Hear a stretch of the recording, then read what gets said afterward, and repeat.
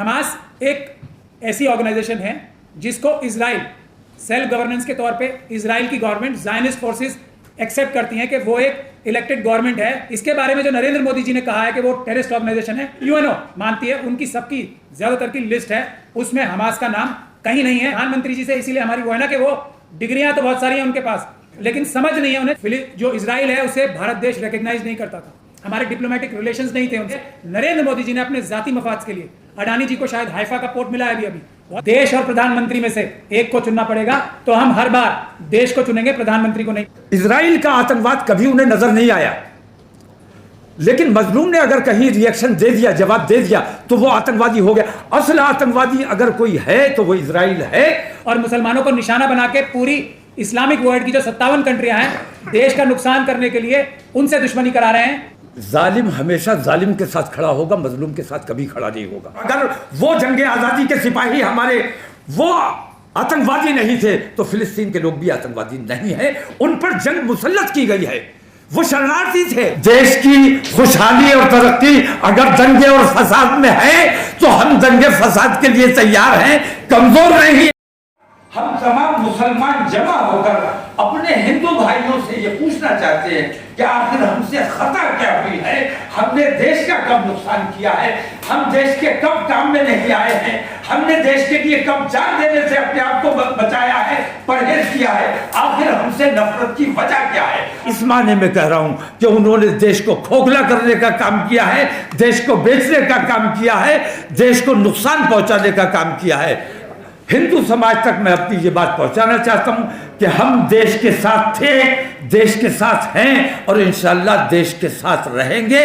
देश को नुकसान पहुंचाने का जो काम करता है हम उसका साथ किसी कीमत पर नहीं देंगे, किसी हालत में नहीं देंगे। अपने तमाम मसाइल, अपने देश के तमाम मसाइल, देश में अमन कैसे कायम रहे, देश की तरक्की और देश की खुशहाली कैसे हो, देश की खुशहाली और तरक्की अगर दंगे और फसाद में है तो हम दंगे फसाद के लिए तैयार हैं, कमजोर नहीं है। अल्हम्दुलिल्लाह अमन पसंद है, अपने देश से प्यार करते हैं, अपने अमन, देश के अमन को नुकसान नहीं पहुंचाना चाहते। अगर आप हिंदू समाज ये कहे कि देश की तरक्की दंगे में है तो हम दंगे के लिए तैयार हैं, लेकिन हमारा मानना यह है कि देश की तरक्की अमन में है, शांति में है, भाईचारे में। हम we the Muslims of India अगर देश और प्रधानमंत्री में से एक को चुनना पड़ेगा तो हम हर बार देश को चुनेंगे, प्रधानमंत्री को नहीं। प्रधानमंत्री एक इंसान होते हैं, वो गलती कर सकते हैं, आज वो बहुत बड़ी गलतियां कर रहे हैं जिससे देश का नुकसान हो रहा है, उसके अंदर हम नहीं जाना चाहते, आपको सबको पता है। और मुसलमानों को निशाना बना के पूरी इस्लामिक वर्ल्ड की जो 57 कंट्रियां हैं, देश का नुकसान करने के लिए उनसे दुश्मनी करा रहे हैं ताकि पाकिस्तान और चाइना को फायदा पहुंच सके। इसलिए तो हमें देश और मोदी जी में से कभी भी चुनना पड़ेगा, किसी भी प्रधानमंत्री के बीच में से, तो हम हमेशा देश का हित चुनेंगे। ये मुसलमानों का ओपन क्लियर स्टैंड है। प्रधानमंत्री मणिपुर पर बहुत दिनों के बाद जिक्र करते हैं, लेकिन जब फलस्तीन इजराइल का मामला आता है तो 24 घंटे के अंदर बयान आ जाता है। नहीं, देखिए सीधी बात है कि जालिम हमेशा जालिम के साथ खड़ा होगा, मजलूम के साथ कभी खड़ा नहीं होगा। और हर वो काम जिससे मुसलमानों की दिल आज़ादी हो सकती है, नरेंद्र मोदी अपना फ़र्ज़ जानते हैं वो काम करने के लिए। उन्हें एहसास था कि हम इजराइल के साथ अगर खड़े होंगे, इजराइल का आतंकवाद कभी उन्हें नज़र नहीं आया, लेकिन मजलूम ने अगर कहीं रिएक्शन दे दिया, जवाब दे दिया, तो वो आतंकवादी हो गया। असल आतंकवादी अगर कोई है तो वो इजराइल है, और असल में जो मजलूम है वो फिलिस्तीनी अवाम, छोटे छोटे बच्चों को, औरतों को गड्ढे में डालकर, टायर जलाकर उन जिंदा जलाने का काम किया गया है। यह आतंकवाद न नरेंद्र मोदी को नजर आया, न उनके तमाम ग्रुप को नजर आया। ये तमाम के तमाम जालिम है और जालिम का साथ हमेशा जालिम देता है। आपने अभी कहा कि मजलूम है फिलिस्तीन के लोग, तो यही बात एआईबी यूनिवर्सिटी में कह दी गई और उन छात्रों का मुकदमा दर्ज हो गया। तो क्योंकि बच्चों पर जो मुकदमा किया गया है, मैं समझता हूँ जुल्म है, ज्यादती है, उन पर से मुकदमा वापस लिया जाना चाहिए, मैं मांग करता हूँ। क्योंकि हमारा देश आज़ाद देश है और हमें बोलने की आज़ादी है, हमें अपनी बात रखने की आज़ादी है। मानना ना मानना तुम्हारा काम है, लेकिन हमारी ज़बान पर पाबंदी नहीं लगाई जा सकती। और उन बच्चों ने अपनी तकलीफ का इजहार अगर किया है तो उन पर मुकदमा कैसे कर दिया गया? अगर मुकदमा करना है तो ऐसे नफरतें फैलाने वाले कितने लोग हैं जिनके ऑडियो और वीडियो जारी होते हैं रोजाना, उन पर मुकदमा क्यों नहीं किया जाता? पुलिस और कोर्ट सख्ता संज्ञान क्यों नहीं लेता? सिर्फ मुसलमानों पर ही क्यों संज्ञान लिया जाता है? एक मिनट। मुसलमान देश के साथ नहीं है, देश इजराइल के साथ, प्रधानमंत्री इजराइल के साथ है और मुसलमान फलस्तीन के साथ है। मुसलमान मजलूम के साथ है।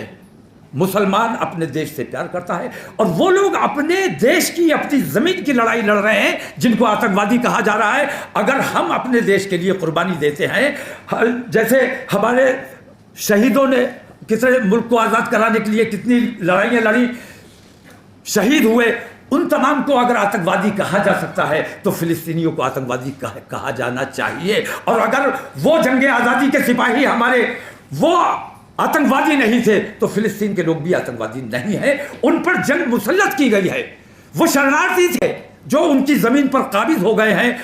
ऐसे नाजायज़ कब्जेदार को पूरी दुनिया के तमाम मुल्कों को ये चाहिए, यूएनओ को चाहिए कि वहाँ से बेदखल इजराइल को किया जाना चाहिए। जो लोग बहादुरी का रास्ता चुनना चाहते हैं वो रामलीला मैदान आए 29 तारीख को। जो लोग इंसाफ का रास्ता चुनना चाहते हैं वो आए 29 तारीख को। जो लोग संविधान का रास्ते से हल निकालना चाहते हैं वो लोग आए 29 तारीख को। जो लोग कानून के रास्ते से, अमन के रास्ते से मुल्क और सभी मजलूमों के लिए इंसाफ चाहते हैं वो लोग आए 29 तारीख को, बड़ी से बड़ी तादाद। हमास पर क्या ख्याल है आपका? हमास एक ऐसी ऑर्गेनाइजेशन है जिसको इजराइल सेल्फ गवर्नेंस के तौर पे इजराइल की गवर्नमेंट, ज़ायनिस्ट फोर्सेस एक्सेप्ट करती हैं कि वो एक इलेक्टेड गवर्नमेंट है ये गाजा में। और बताइए, इसके बारे में जो नरेंद्र मोदी जी ने कहा है कि वो टेररिस्ट ऑर्गेनाइजेशन है, वो शायद उनके जो सलाहकार हैं उनको सही सलाह नहीं दे सकते हैं। अनलॉफुल एक्टिविटीज प्रिवेंशन एक्ट का एक कानून है, उसमें टेररिस्ट ऑर्गेनाइजेशन जो भारत मानता है और जो दुनिया के यूएनओ मानती है, उनकी सबकी ज़्यादातर की लिस्ट है, उसमें हमास का नाम कहीं नहीं है। तो प्रधानमंत्री जी से इसीलिए हमारी वो है ना कि वो डिग्रियां तो बहुत सारी हैं उनके पास, लेकिन समझ नहीं है उन्हें चीज़ों को समझने के लिए। हमास के लिए भारत का आज तक का कंसिस्टेंट स्ट्रैटेजिक और फिलिस्तीन के लिए स्ट्रैटेजिक डिसीजन जो आज तक का भारत का रहा है वो रहा है प्रो फिलिस्तीन। नरसिम्हा राव जो आरएसएस द्वारा स्पॉन्सर्ड प्रधानमंत्री थे, उससे पहले राजीव जी के टाइम तक जो इजराइल है उसे भारत देश रिकग्नाइज नहीं करता था, हमारे डिप्लोमेटिक रिलेशंस नहीं थे उनसे। ये भारत की कंसिस्टेंट पॉलिसी रही है। नरेंद्र मोदी जी ने अपने जाती मफाद के लिए, अडानी जी को शायद हाइफा का पोर्ट मिला है अभी बहुत दबाव हो सकता है मोदी जी के ऊपर, इसीलिए हमने कहा ना जब मुसलमानों को मुल्क में से और प्रधानमंत्री के बीच में से चुनना पड़ेगा तो हम हर बार मुल्क चुनेंगे। किसी के भी खिलाफ अगर मुल्क होगा तो हम मुल्क की तरफदारी करेंगे, किसी शख्सियत की तरफदारी ना हमने पहले की है ना आज करेंगे। कि आप लोगों की बहुत बड़ी जिम्मेदारी है। आप लोगों का खोजी मिजाज होना चाहिए, खबर को खोजना चाहिए, तलाश करना चाहिए।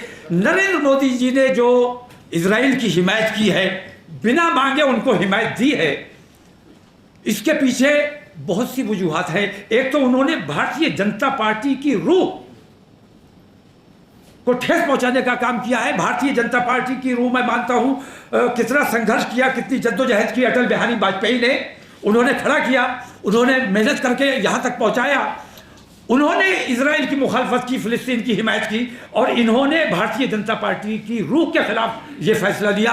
दूसरी बात, इजराइल का जहां तक ताल्लुक है, पूरी दुनिया में जहां भी मुसलमान बसता है हमें ये हुक्म है कि अपने मुल्क से मोहब्बत करो। हुब्बुल वतनी जुज़्व ईमान है, और जो अपने मुल्क से मोहब्बत नहीं करता, मैं दावे के साथ कहता हूं, मेरा मजहब मुझे यह सिखाता है कि जो अपने मुल्क से मोहब्बत नहीं करता वो सच्चा और पक्का मुसलमान नहीं हो सकता। तो हमने कभी अपने मुल्क पर बम नहीं मारा है, हमने कभी आतंकवाद नहीं किया है। मैं हाथ जोड़कर आप लोगों से इतना पूछना चाहता हूं कि वो बम जो 2014 से पहले रोजाना फटा करता था, वो बम आज कहां चला गया? वो बम अब क्यों नहीं फटता है? आप लोगों की ये जिम्मेदारी है कि खबर के पीछे की खबर ढूंढने की कोशिश कीजिए।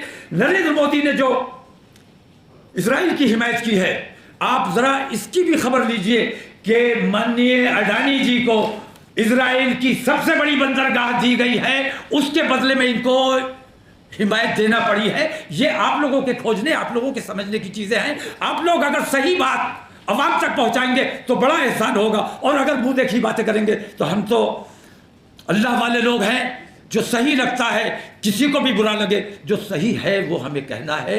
अल्लाह ने हमें इसीलिए दिमाग दिया है, इसीलिए ज़ुबान दी है, और मैं ये समझता हूँ कि आप तमाम लोगों को भी जो ताकत दी गई है इसलिए दी गई है कि सच्चाई को आम इंसानों तक पहुँचाएँ। मेरा मुअद्दबाना आपसे ये अपील है कि आप लोग देश को जो सही बातें हैं वो पहुंचाने की कोशिश कीजिए। और मैं अपने हिंदू भाइयों से सवाल करता हूं कि मुझसे कहीं कोई शिकायत है, मेरे समाज से कहीं कोई शिकायत है, मैं तैयार हूं बात करने के लिए, लेकिन मुझसे नफरत किस वजह से है मुझे वो वजह बता दो, मैं वो वजह खत्म करने की कोशिश करना चाहता हूं। बहुत शुक्रिया।